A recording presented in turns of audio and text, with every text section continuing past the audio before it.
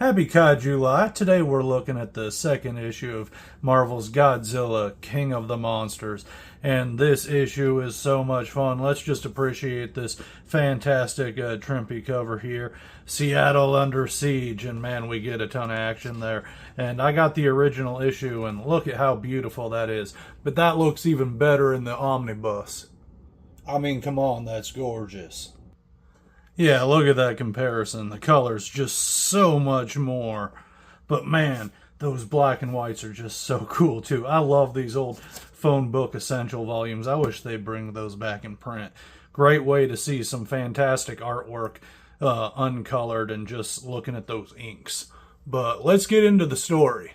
Thunder in the darkness. We're seeing Seattle just torn up, and I am loving it. We already looked at that full page spread, just looking gorgeous, and here we're seeing everything flame and ruins, and Gabe Jones is on the scene. I dig it. I love that this is a Godzilla book, but it's also a vehicle for some really great Shield characters. I love the cast. And Gabe Jones is fun. We get catching up here with Dugan and our Japanese folks here. We got Takagachi talking about all the things with Godzilla waking up and his radiation and all that. We get a bit of him talking, flashback sort of material, seeing Godzilla messing with a bunch of other cool looking creatures and just implying all his previous adventures we haven't seen or been privy on, but that this particular Marvel Universe Godzilla has been active and having a lot of fun while we're away. Very cool. And it's great that we get to know these characters more and spend time with them. The brand new Japanese cast, who, if you're not into Marvel, you're not familiar with them. They're brand new for the book.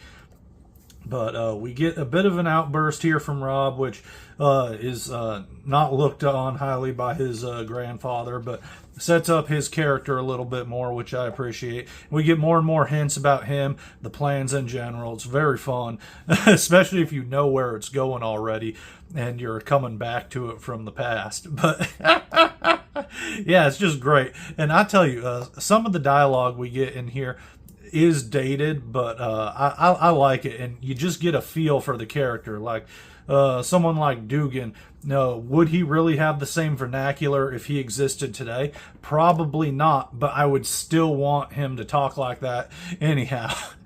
And this panel right here with the cigar, the close-up on the mouth, that's just beautiful. That's cinema right there. That is pure storytelling, and I just love it so much.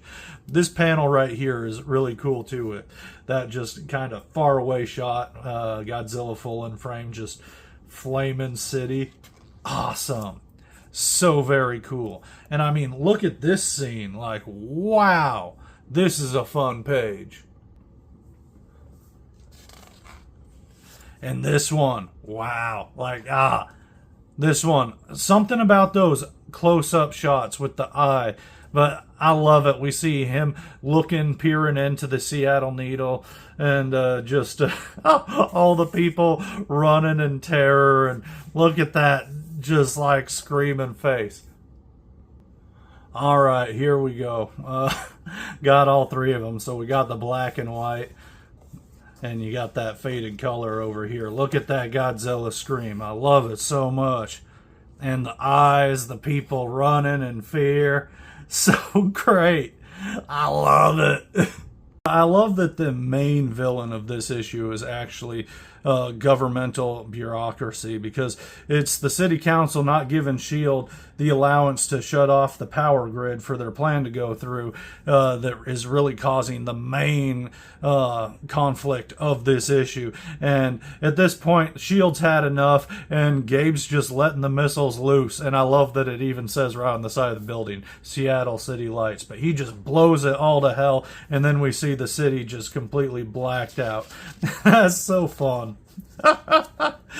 So with the government out of the way and S.H.I.E.L.D. able to do what they need, the city's blacked out, and they use a bunch of reflectors and lights to lure Godzilla away from the city and stop him from causing any more destructive damage there.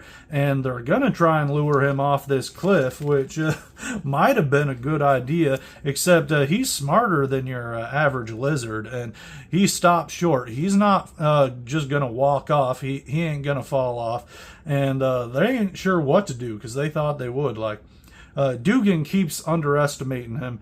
And I tell you what, but they don't give him much of a choice because they knock him straight off the cliff anyway, launching a bunch of stuff at him just to knock him down. And like, he's an aquatic creature, so he's just able to swim away, and he's just fine. He's like, all right, whatever. Meanwhile, like, what are you guys doing? But at least they got him away from the city. So we have some fun bits here with Jones talking to Dugan and being like, hey, you know, maybe we're antagonizing him because he only starts really causing havoc once he gets bullets and bombs blasted at him. And, you know, well, this right here. Well, I guess I just don't feel like one of the good guys this time. And I like that, how he keeps... We'll see in future issues how Gabe kind of is more of a connection, reminding Dugan of, hey, there's more to this fella than what you think. And we also get a little bit of setup with grandson Robert here and seeing that there's more to him than we've been led to believe. And we surely will see in future issues because he becomes quite important. And we also get a fun tease for the champions in issue 3, some proper superheroes. Maybe, okay, proper ain't quite the right word, but we are getting some actual Marvel superheroes and not just S.H.I.E.L.D. and within the Marvel Universe. So how exciting is Godzilla versus Hercules? Well, you'll have to tune in tomorrow to find out. So I hope to see you then, and I hope you enjoyed the video.